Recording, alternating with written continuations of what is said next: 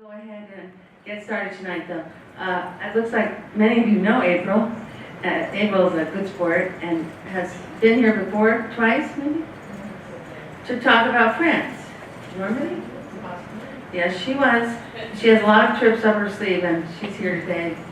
I have to say, officially, April gave me the shortest bio that anyone's ever given me.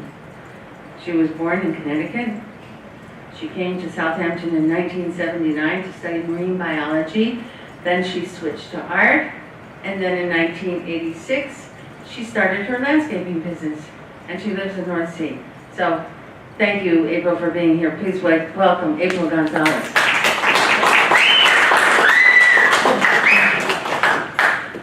Some of the cave paintings are very faint, so I'm wondering if we could turn a few more lights on. Sure.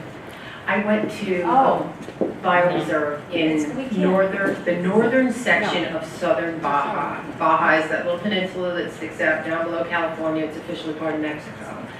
And it's an arid desert, but it also used to be underwater. And I went there 30 years ago. I was, well, let's not date myself. But anyway, a dear friend, Lee Moore, lived down there and introduced me to the region. And my first flight in was to the town of Loreto.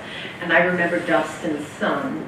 Loreto was known for being where the Spanish came to fix their ships. They had a very large mangrove forest. Mangrove doesn't rot, it's already growing in the water.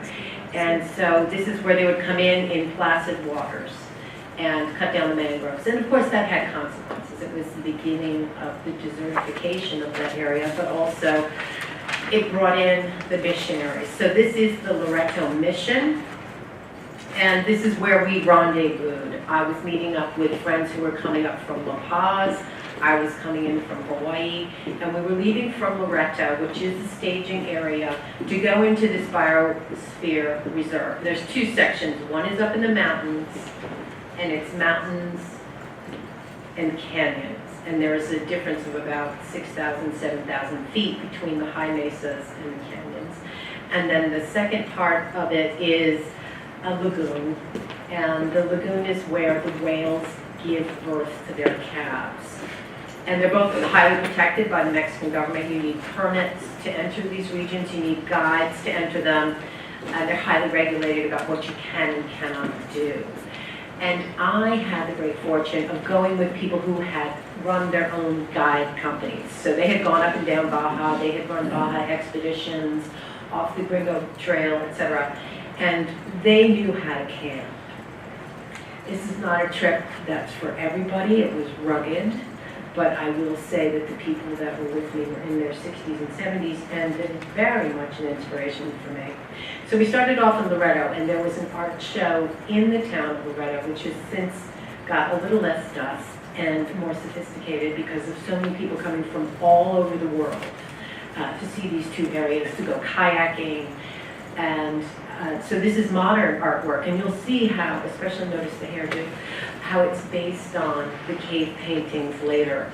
And this artist was particularly interested in shamanism and the idea of ritualistic art, which is pretty much what I was going to look at. And this is a shaman, and the idea of bridging the two worlds. It's very, very beautiful work. Absolutely beautiful work, and it was a wonderful, wonderful, that is sideways, what, dear? It sure is. Let's see if we can do something about that. How's that? So this is a shaman, you know, with his crow familiar. I'm not sure what the ball means. I'm not sure what the lasso means. But this was the focus of this artist's work, and it was very, very beautiful. So here is here's the mission. Yeah, I'm trying to work on that, but I'm a little... Oh, there. Okay. So the mission system started in Baja and went up through California. You can find them in Santa Barbara and San Francisco, all throughout California. LA has one. And this was a particularly beautiful one built of local stone. But the Spaniards they were everywhere. This is the Sea of Cortez. It's known as a safe harbor for yachting, kayaking. There's a lot of people who go down through Baja and camp along the Sea of Cortez. So this was my first introduction to Mexico, period. The Sea of Cortez and Baja. It's very, very beautiful. I'm extremely fond of this area. I love the desert. Our first night was in this particular remote little cabin. It's a bunkhouse, it's solar powered, water is scarce up here. And we're at a very high elevation now, we're almost at 7,000 feet. You can see there's some hills behind us. The people in this area who took us into the canyons are cowboys. They're rancheros, they're famous for their leather work, and of course there is this mission, this orange mission up in the hills out in the middle of nowhere. We drove for 10 hours to get here, through twisting, winding roads after we left the highway. And this is our constant companions. We had burros and mules. Everything we needed we took in with us, and we brought it all back out. So we had food for 6 women and 3 guides. And there were no showers after that little bunkhouse I showed you. And you can see some of the ranch buildings in the back. There are rancheros based wherever there is a spring, wherever there is water, you will see people. But it's the desert. And there's some pretty fascinating plant material out there. Here we are, we're saddled up. Take a look at the ground, it's solid rocks. I bought a brand new pair of Ariat paddock boots and I destroyed them in 8 days. This is one of our friends, Beth. People came from all over the country. Beth came from Virginia. She was the cousin of Fearless Leader, who I'll show you a picture of. And this is one of the ranches we stayed at. We stopped at. It was the first ranch, and this is the ranch dog. And this is the ranchero, the youngest cowboy I ever met, who was very, very sure of himself with that rope. And he showed us how to use it on this little lane. He was an expert. And he was in love with the ranch lifestyle, and the people are very much that way out there. But they are isolated, there are issues, whether it's health or isolation. They produce magnificent cheese. Okay, it's an incredible place to be, but it is isolated. There was no cell phone service, there was no internet, there was no electricity in many cases. And they were happy to see us. We were a break in the day. And so he showed off for us. But please, wait, let's go back. Notice his hairdo. That is something that's come down through the ages. And this is the boojum tree, which really has me. A remarkable plant, I have to say. It looks they are some, yes, it looks like something Dr. Seuss invented. And it's a very spiny and fascinating plant. So we started along on a higher elevation, and we went down into this canyon that you see here. When I say down, it was down. And some of us wanted to walk instead of ride our donkeys. These two on the left decided to walk, and I decided to join them. And going down was like walking on baseballs, bowling balls, and marbles. I decided to get on my mule after that. The gentleman here with us was a government official. He was there to make sure we didn't touch anything. Because people do try to chip the paintings off the wall. But we were in such a remote area, it wasn't really possible. So here's one of our trusty steeds, packed up with food and whatever else we might need. This is another one of our guides. Any trepidation I had was erased by this man who made a video going downhill on one of the mules. And this is my friend Peggy, and she's the one who invited me and had her own guide company off the Gringo Trail. And on the way down, we started to see, we would go into these caves that were shelves. In the holes, in the walls of the canyon, there were these shelves, and always on the ceiling. Never necessarily on the wall, but always on the ceiling. And up above, we started to see paintings up here. These are fish or whales. This is actually a human being. This is very typical of what we would see, whether it was body paint or not. I can't tell you whether it's an adult with a child. I can't tell you, but the rock makes it look like a kid's face on the left. And these were about 10,000 years old. So that's what makes it a World Heritage Site. And here we are now, we've reached the bottom of the first canyon, and we're moseying along. The afternoon is closing in, and we decamp into one of the most spectacular places I've ever arrived at. It is a huerta. These stone walls were just rebuilt because there was a hurricane that came through and dumped a lot of water.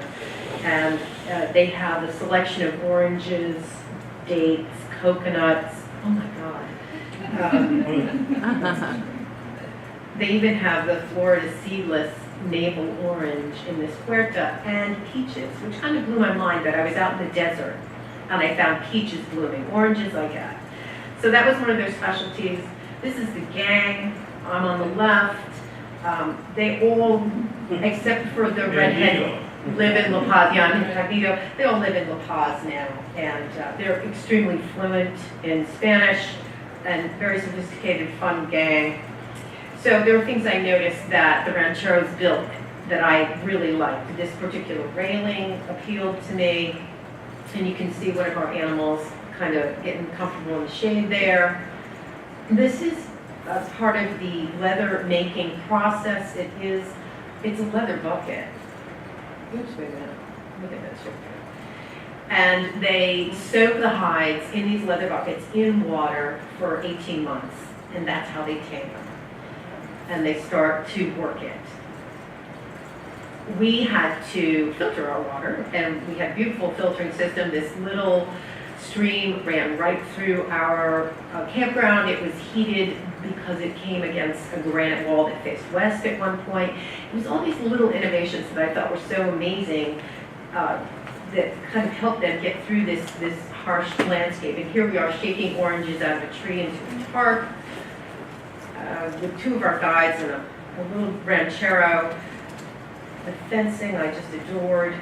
Simple things, tie a bunch of sticks together and keep the cows out. And you can see the walls of the canyon.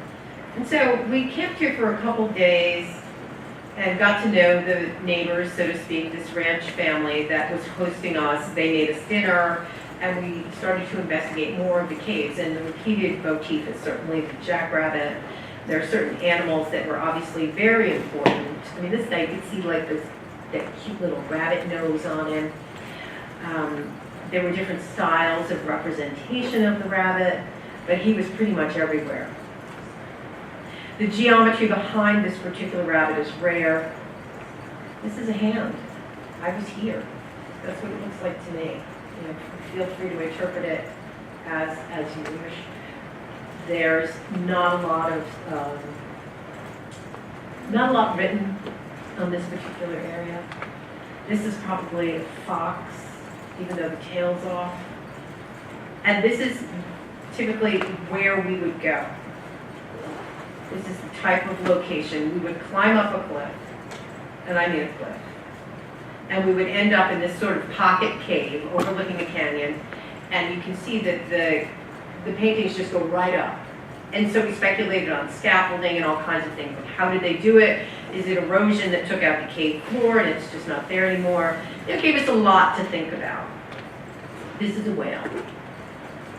It's obviously a whale. And I'm sure that that was a real prize. If you were a caveman and you came upon a whale, you'd be happy.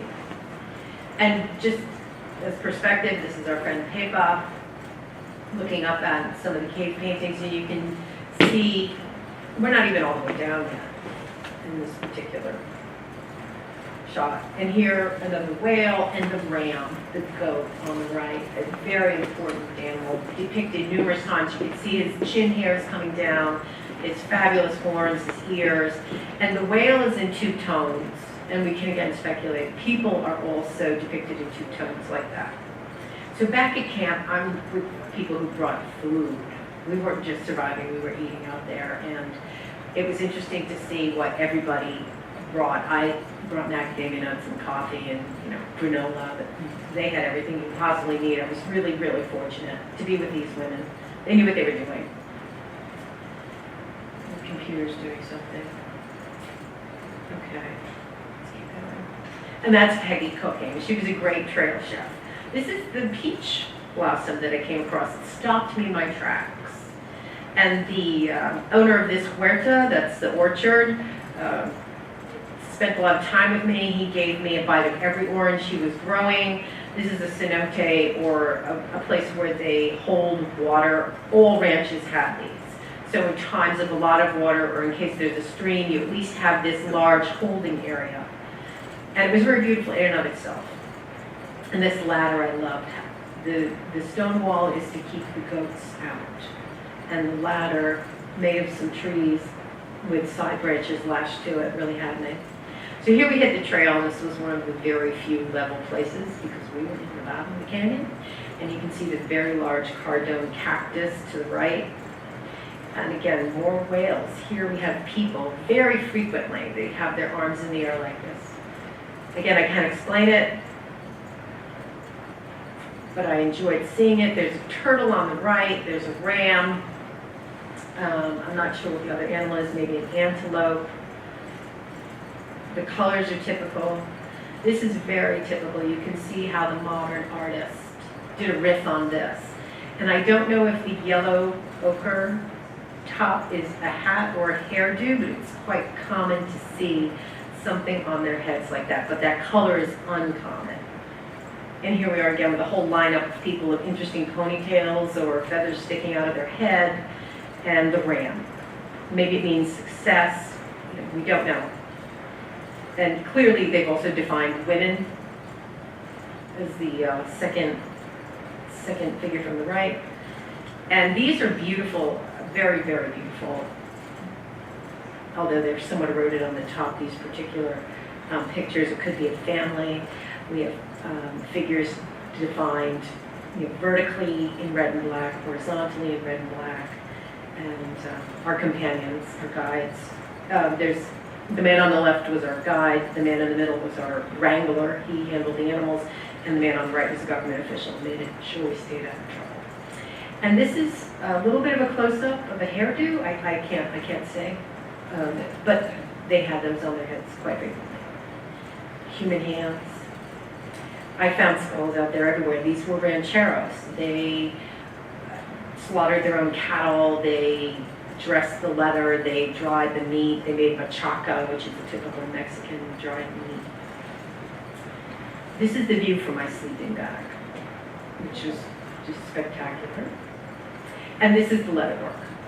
So they were very famous saddle makers. This is a pretty fancy one. I think it was his personal saddle. This is all done by hand. They tap the design into the leather once they cure it. And here's a young ranchero loving the ranch life. This gentleman on the left is the owner and the leather worker. He's very well known all throughout Mexico. People commission his saddles. And these are kids out there horsing around. So we climbed up out of that particular exquisite canyon up onto the top of this mesa. And this is the view. Here are our animals. We're just taking a break and getting a snack on. And we ate quite well on the trail. This is one of the very few petroglyphs. It was very uncommon for them to carve anything in rock. The sunsets were magnificent. We set up camp. We spent a lot of time setting up camp and breaking camp. And Fearless Leader is on the right here. This is Nora, her husband, and she ran Baja expeditions. And she was well-versed in all things Baja, as was Peggy. Here you get a sense of the canyons. The depth of them was incredible. We would go up and down, and it was all rock. Here we are having a picnic. It was a girls' lunch. It was cheese and pickled ginger and nori on rice cakes, and that's what we fed the cowboys, and they just ate whatever we ate. Here we are after a swim in another really spectacular spot where water ran through this canyon. We camped here for a while. We found a spring where we could get fresh water. We didn't particularly have to filter it. And this is the morning light. So we went and searched, and again, scrambling up rocks and looking for more cave paintings. And here you can see vultures. There's antelope. A slightly different style than what we've seen before, maybe a little more heavily delineated. Antelope, people, again, the hairdo. Interestingly, this guy has 6 fingers. This is the only place where there was an actual viewing platform, and it was probably the most famous and most painted section. A whale and a man. This is also extremely different, this style. I noticed the person painted like this in a sort of sgraffito way was very rare. And this was the main body of the cave paintings in that area. We can see a variety of animals and people in large groups in different styles. And it's just such a joy to go see all of this. It was worth the hard work. It was a lot of exercise.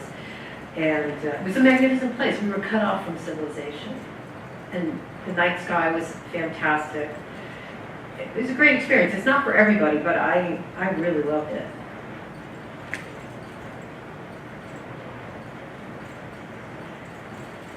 The people who painted these also, by the way, are not related to modern Mexicans. There were Indians in the area at the time when the Spaniards came, but it's not the same group of Indians that did these paintings.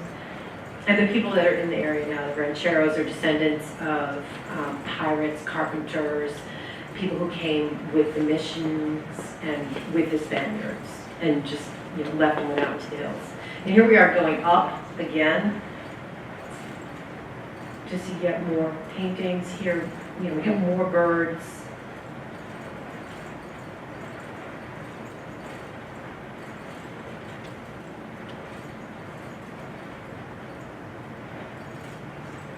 Here we actually have arrows, which is interesting. That's different. And what looks like dogs. It's hard to say.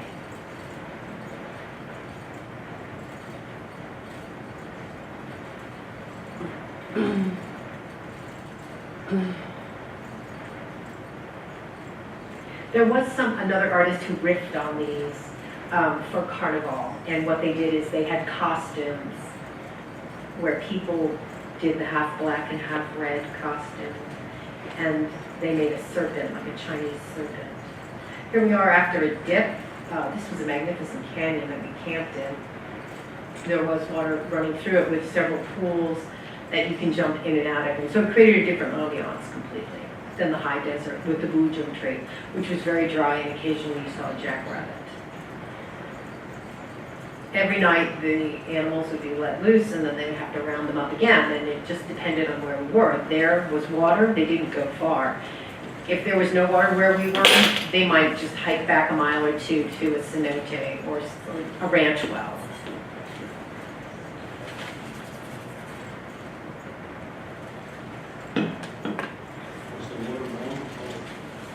It was fine, it was warm. Not like hot, but it wasn't cold. It was hot there in general. I thought it was hot, but I had to wear long pants. I wore chef wear, which was great because we were constantly being put through some thorny substance by mules, like mesquite.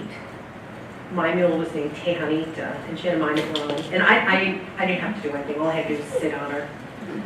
I'd never gone on a mule ride before, and Fearless Leader said, "So, what do you think of this?" And I was like, "I don't know, we'll see." And there were no issues. No range. What do you mean, no range? Range. Oh, yeah, but they're so sure-footed. And you're going along these cliffs. So at first it is a little unnerving, which is why the two people wanted to walk down the first day. But this is an extremely rare find, and we did leave it behind. It is probably a tool for scraping leather. And Nora found that. A tool for scraping leather.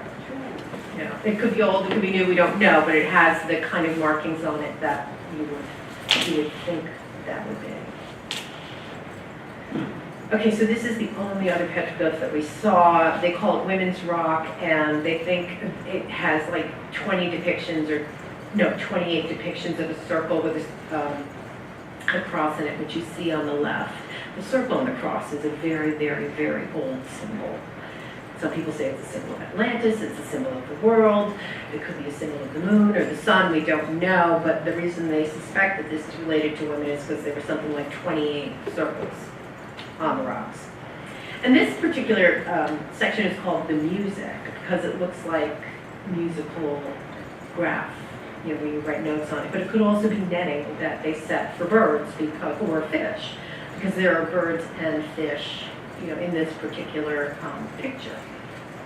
So the interpretation level that you're hearing is just what my guides told me, and there really is not a lot written about it, but the area is spectacular. It is still preserved. It's worth preserving.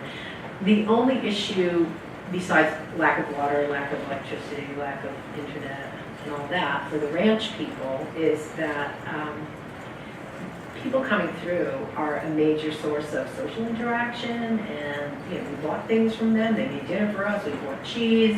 We bought leather goods from them. So their commerce level is a lot lower than what you would think, but they're the only way through which they are the gatekeepers. They're the only way you can get out there. You've got to hire the guides. You've got to hire the mules. You cannot go out there. It would be an extremely long hike. So here you see rabbits, and I'm not sure what the long thin animal is on the lower left. Could be a fox, could be a dog. It looks like there's dogs or foxes up in the upper right too. And again, the canyon was just spectacular and beautiful. And this is Tehanita, who got me through all of that, and begrudgingly, but she got it done. And so we came up, and it was always up or down with rocks and cliffs involved. And we came up and we got back into the car and drove down to the seashore on the opposite side of Baja, almost at the same parallel. And we went through salt pans and another very austere landscape and ended up at the shore where the gray whale spawns. It's highly protected. You can't touch the whales. You can't collect anything. And of course, my first day there, what did I find? Well, there had been all these storms. I found a turtle shell and immediately got yelled at. You can't touch anything. You had to go put it back.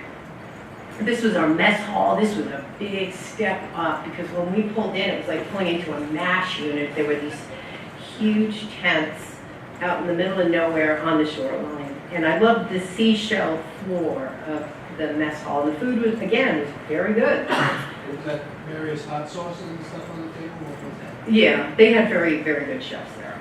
They had incredible chefs. So there were maybe 4 of these style camps there. Some are more rustic. Ours was pretty sophisticated. This was the outfit that Nora and her family ran. And it looked like a MASH unit when you pulled in. Water is heated by solar power. We had these camps. It wasn't glamping, but it was certainly very, very comfortable. Hot water. The only internet, though, the only way I could place a phone call was if I got into an old school bus and put my phone directly behind the steering wheel so that it connected to the antenna. And that's how I talked to my husband on the phone. Here we have the sunset, and it's extremely flat and open, so the sunset goes on for a long time. And this is just the beginning, but you can see our outfit. Here's the moonrise. And there's just heathers growing here. It's seashore. This is the beginning of an extremely shallow end of the lagoon. The whales may come up into a channel. It goes for miles inland, and then another lagoon to the north. They do salt works, but that's not allowed here. So it's sort of a very mystical place to begin with. This is what it looks like on the way there. It's flat.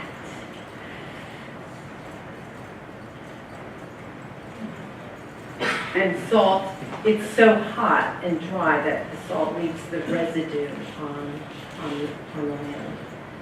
This is where we ended up after all was said and done, but just ignore that slide. It's out of, these are sort of all out of sync. Here's the whales. We'll go back to those. So you can't touch the whales. You have to have a specific hired guide. The hired guide can only take you out at a specific time. A certain number of boats are allowed out into the lagoon with the whales at any given time, and they are scrutinized. There is an official there in capacity in a boat who counts the boats. You cannot enter the lagoon from the ocean side without a permit, without permission, without a guide. It's just not allowed. It's a very large lagoon. And this is where my girlfriend Peggy also spent 30 years as a guide, taking people out to look at these whales. So Peggy and Nora were well versed. Nowadays, we have this darling young woman who was our guide, who really tried to, keep them in line because they knew everything, and of course the rules didn't apply. And I found myself in heaven. I mean, there was almost an entire whale skeleton out on the outer beach, and we were able to look at it and touch it, but it had stay. And here's some of the vertebrae. It was a good-sized animal. We've broken up over time. So here is the tail of a whale, and some of them like the sound of the motor on the boat. And the older the motor, the more they tend to like it, which I found very entertaining. And our guide, our captain, was obviously very well versed in this, and he was the only one that was allowed to touch the whale. So we came up quite close, and they have all their identifying marks. They're extremely beautiful animals. The water is beautiful. There were babies. And I never thought about this with whales. Like, I always thought, well, dolphins swim like this, well, dolphins swim like this, they swim like this, they swim upside down. Whales can turn on a dime and give you change. It's such a big animal, it never really occurred to me that they did anything but swim in curves. And this thing, that's the tail, and it's turning in a circle. It went under the boat, spun around, went back under the boat again. So it was pretty amazing. And here it is surfacing. And here we are taking photographs of it. They're accretions, and they're specific to each whale. It's not a disease, it's not a problem, it's not a parasite. It's just what happens on their skin. And you can see she's been rubbing up against the boat. She's got a couple scratches, but that's our reflection, in her skin. And there's everyone else taking photographs of. And you can see there's like little whiskers on her nose, and it looks like she's smiling. Extremely friendly, curious about us. So he was the only one that could pet them, and that was our wonderful, wonderful captain. And the color of the water is magnificent.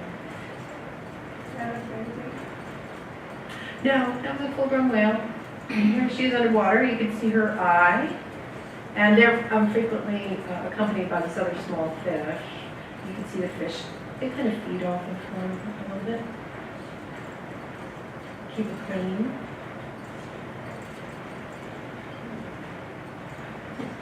So they were quite close. That's the bottom, the side of the boat. And she's just rubbing along underneath it and saying hello. And that's her flipper in her belly. So we left. It was hard to leave both of these places because they were both spectacularly beautiful. And here's another one of my favorite guides. So we were back to La Paz. This is Ben Hameen. He takes people out to see whale sharks. And Peggy, who invited me on this particular trip, who lives in Baja now. And he told me something very interesting. The hills behind us, the closer ones, are the Pacific Plate. The farther one is the North American Plate. So this area is on the fault line, too, which is kind of interesting. I never thought about it, but seeing it from a distance, I understood that. And this is the contraband I picked up at the whale camp. And had to put back where I found it. So that's a seal skull. I mean, if you know me, you can see exactly why I would walk in with all that. They wouldn't even let me take a clam shell or a scallop shell. And the clam shells are very beautiful. They're big yellows, and it was one of the first seashells I ever found, like back in Loretto 30 years ago. I still have it in my curio cabinet. This is back in the canyons. It was one of the ways we had to get up. Most of it was climbing, though. That was just a makeshift ladder that we had to bring extra rope to reassemble while we were out there. And this is a canyon again. And then we are back in Loretto. So, I'm just going to flip back to the pause a little bit until, we're lost. Until you were lost. But, here's the thing. La Paz is an interesting city in and of itself. because it's become very modernized since I went there last. It's been kind of taken under the wing of the Walmart heiress, and she has built numerous parks, community gardens, etc. In La Paz. And one of the things I found there, which we're not seeing here right now, but it's a basil called cardinal. Maybe we can find it. It's a magnificent type of basil. I would not hesitate to recommend that you grow it because it's almost a flower within an herb. It has a big purple head on it. Who's got seeds? Baker Creek. What's it called again? Cardinal, just like Cardinal Richelieu, Cardinal, okay. So this is Lee Moore, some of you may have known her. She was sort of the impetus for me to even go to Baja. She invited me down in 28, she lives there still, and Peggy and myself. And I was probably about 28 when I first came down to Baja. And I'm so lucky to have these women as friends. I mean, they're adventurers, they're confident, they're capable. This is Lee today, she's 75. And this is the type of mural that the street art in La Paz is phenomenal now. And it really has brought up the quality of life. The parks that Mrs. Walton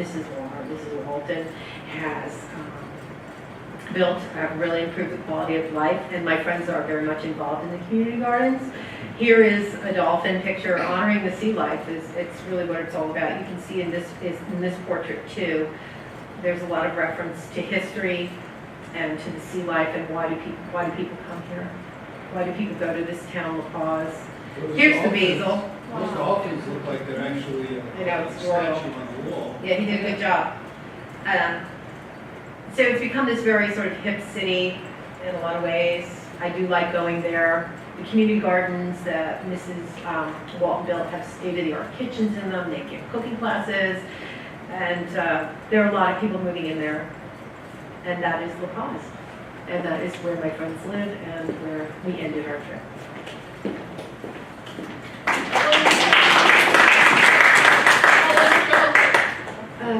It was 8 days in the canyons and 5 or 6 days out of the whale camp. We extended it to the whale camp because it was just too nice to leave.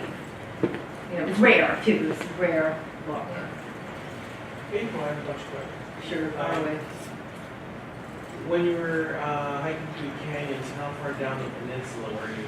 Halfway. Halfway. Okay. Right. So were you on the Cortez side or the Pacific side? We started on the Sea of Cortez side in the mountains, and then we went down to the Pacific side. Through the canyons. Uh, Through the Pacific side. Well, the canyons and those mountains are really on the eastern half of that peninsula. And then you go down into desert and you go down into the salt flats. Okay. And then you reach the Pacific and the lagoon. Okay. So was it all in like one encompassing thing where you went through the canyons, the salt flats to the whaling thing? Were they all within each other, or did you have to then travel to the whale? We got in the car and we went down the Oh, I see. hill. Okay. Yeah, And the it was a other- ways away. Okay, so and that was near the end of the peninsula between the Cortez and the Pacific. It's midway down the peninsula. So if Well, I mean this, the whale camp thing. they're sort of on a what do you call it, a latitude. Okay, They're on a very similar latitude. So okay. if you're just south of the division between northern Baja and southern Baja, it's the northern part of southern Baja. And it's a huge expanse of territory. Okay. And my last question was like the underwater shots. Were you like just sticking your arm underwater looking at it? Yeah. Okay. I was wondering whether you were like snorkeling or something. They do not let you go They in the wouldn't let water. you get it. They wouldn't let you get it. No. No, it is completely protected. Oh, wow. Yeah, it's very, very impressive, the degree of protection. Right. Right, it's the closest I ever got to a whale, really. Any other questions? Hope you all get to go someday. So the drawings, they're from, they consider Indians or Native American Ancestors. ancestors. but they don't know anything about their ethnicity, when they were there, when they left, except you mentioned 10,000 years ago. Right, I guess they've carbon dated the paintings. There was somebody who went in with a helicopter and, did some exploration and chronicled what's there. So there is a book about it, and I forget his name, but he wrote it. And then, but it's a difficult area to access. And there are a lot of non-governmental organizations that go through and work with the ranchers, and there are people who continue to study them, but there's just not enough evidence that really tells them, were they related to who? We don't know. They were like pre-Aztec, obviously, because it's 10,000 years ago, pre-Pueblo, and it's a long time ago. The Indians that were in the area at that time, those those cultures died out partially from contact, with Europeans. But they were still in existence during the lifetime of my friend, the orchardist. Because he and his father used Indians as a workforce at one point, probably building stone walls. They are magnificent stone builders. So they have their talents. They're very intelligent people. They're living in a place that many people would have a hard time surviving, and that they live in. And the red black, the way they costume the individuals is very significant for that area. And specific to that area, very much so. And you can see as you go up or as you descend, you can see the minerals in the cliffs of the canyons. I mean, sometimes it was purple and orange and yellow. It was really strong colors, very beautiful. What did they use for paint? That would have been, how would you say it, sediments, iron. They used rabbit skin glue, which is one of the oldest adhesives in the world. 10,000 years, mention no more. Well, it's one of the reasons probably the rabbit figured so large in the paintings too, because that is it's not the emulsifier, but it's the adhesive. Plus it's dry there, it was really dry. There's no humidity. There were all people and animals, there were none that were godlike or tailored people or anything like that. The only thing that was different were the two petroglyphs. And it is impossible to say really See, that what a lot either of depicted. cultures still have people and then godlike creatures or No, parts and stuff like that. It was just all of animals and people standing like, hey, right. well, you killed the I animal. did it. I was here. I did it. I have such a human impulse. That's how I, especially because of the hand. In a couple places there were two hands. Just was kind of like I was here. And that's also why I wanted to show you the modern art and the wall art, because we're always saying I was here. I have something to say. I existed. I have a question. What's your next trip?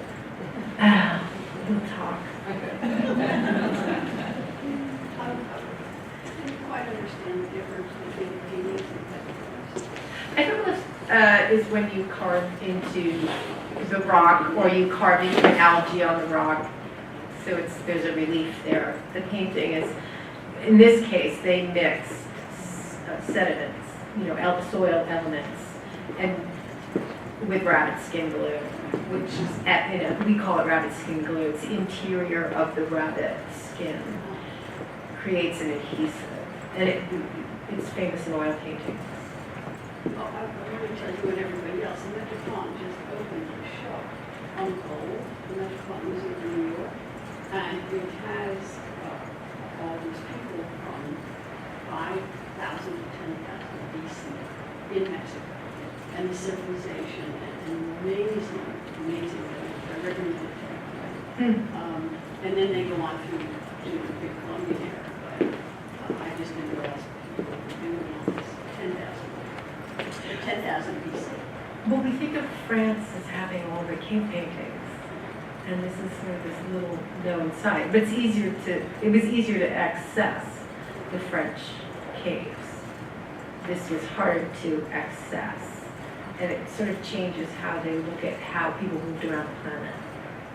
if those are 10,000 years old and these are 10,000 years old, and if everybody came out of Africa, then people moved around the planet a lot more than we thought. Did they happen to mention when this was actually discovered, or is it known forever? The area, maybe? I think that,